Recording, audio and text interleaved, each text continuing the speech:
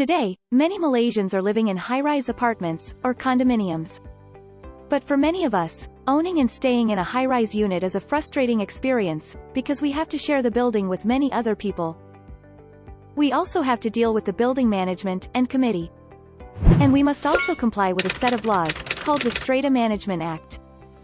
This video explains a few basic concepts about ownership of a high-rise unit. By the way, most of the content here is also applicable to strata-schemed gated communities. Number 1. Ownership. When you buy a high-rise unit, you will own a parcel in the air. You will get a strata title as proof of that ownership. At the same time, together with all the other unit owners, you will be joint owner of the piece of land that the building sits on. You will also have shared ownership of all the common areas, such as any recreational facilities, corridors, and driveways. And with shared ownership comes shared responsibilities. How much share you have is represented by the number of share units your parcel has. Think of this as owning shares in a company. The more shares that you own in a company, the more profit you will receive from it. But in the case of a high-rise building, it usually means the more you need to pay in maintenance charges and sinking fund. Your share unit is determined by a formula based on your unit type, unit size, and the number of car park spaces you own. Number 2. Car park spaces. Car parks are usually in short supply in most residential high-rise projects. So, when you purchase a new high-rise unit, it's important to make sure you have a parking lot assigned to your unit. There are two methods of assigning car park spaces to your unit: accessorized or allocated. A car park lot that is accessorized is yours permanently. It is considered part of your unit, and is explicitly stated on your strata title with an accessory parcel number. In contrast, an allocated car park actually belongs to the management, or the developer. It is only allocated to you, and they can reallocate as they see fit. Number 3. Management. A high-rise building will typically have a management office on its premises. This is where the building management staff works. Usually, there will be a building manager or supervisor, and some administrative support clerks. If you have recently moved into a new high-rise building, make it a point to find out where the management office is located, and introduce yourself to the management staff. It will be good to leave your contact information with them, so that they can contact you for any important matters. The management staff are usually employees of a property management company.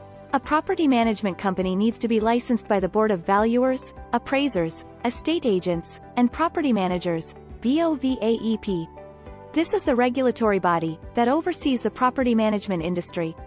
During the first year of a new building, the building's developer will usually appoint a property management company to help manage the place.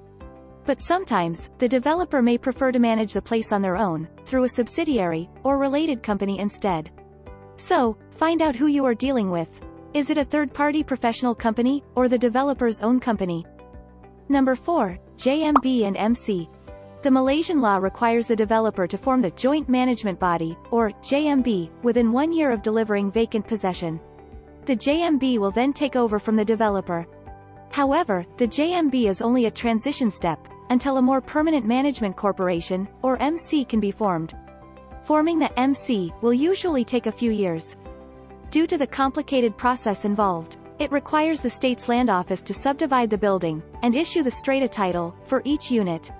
And then, a sufficient number of unit owners need to transfer the strata title into their name.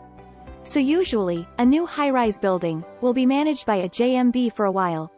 In the JMB, the developer and the unit owners share a joint responsibility to manage the building. Number 5. AGM.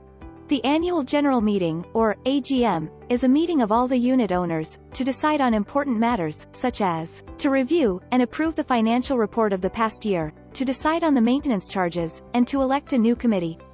The first AGM of the JMB must be called by the developer no later than 12 months from delivering vacant possession to the unit owners.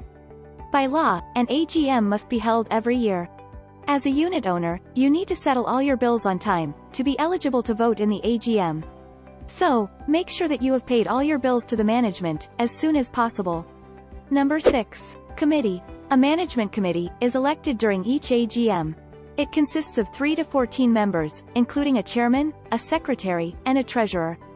In a JMB, the developer will have a permanent representative to act in their interest and address the unit owner's concerns.